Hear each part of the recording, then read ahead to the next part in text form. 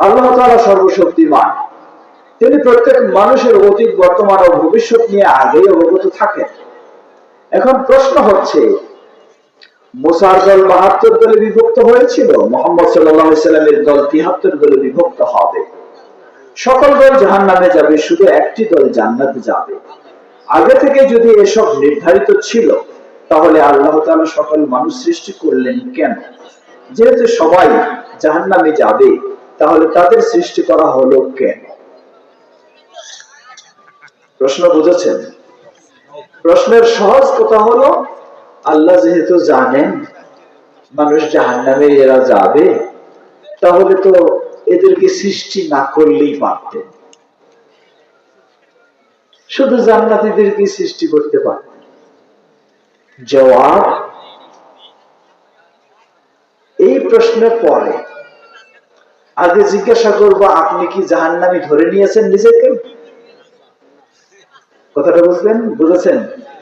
যিনি এই প্রশ্ন করেছেন উনি নিজেকে আগে কি ধরে নিয়েছেন? জাহান্নামী ধরে নিয়েছেন।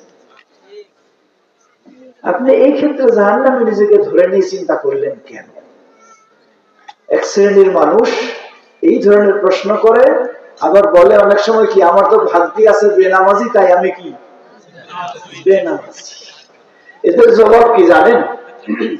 এদের জবাব হলো, এটা কোন মাস? অগ্রহায়ণ মাস চলছে না, এরপর পৌষ মাস, তারপরে মাঘ মাসের শীত তো বেশি। এই মাঘ মাসের যখন কনকনে শীত হবে, পুকুরের পানিতে এই লোকটাকে ডুবাবেন। সে ডুবে থাকতে চাইবে নাকি? তারে বলবেন, কেন উঠতে চাচ্ছ? বলো, তোমার ভাগ্যেই আছে পানিতে ডুবে থাকা, ডুবে থাকো। থাকবে ডুবে, তখন উঠতে চাইবে। আরে বেকুব, তুমি কষ্ট করে থাকলে সেখান থেকে বাঁচতে চাও, তাহলে তুমি নিজের জাহান্নামের পথটা কেন বেছে নিতে চাচ্ছ?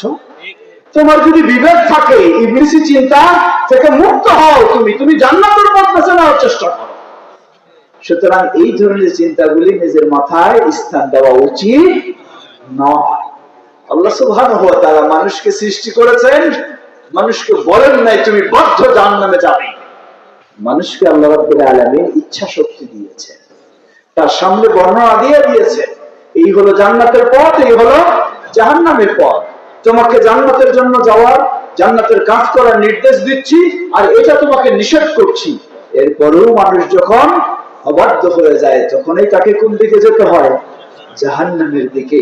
সুতরাং আল্লাহর বাধ্য হওয়ার চেষ্টা করুন, অবাধ্য হওয়ার চেষ্টা করবেন না।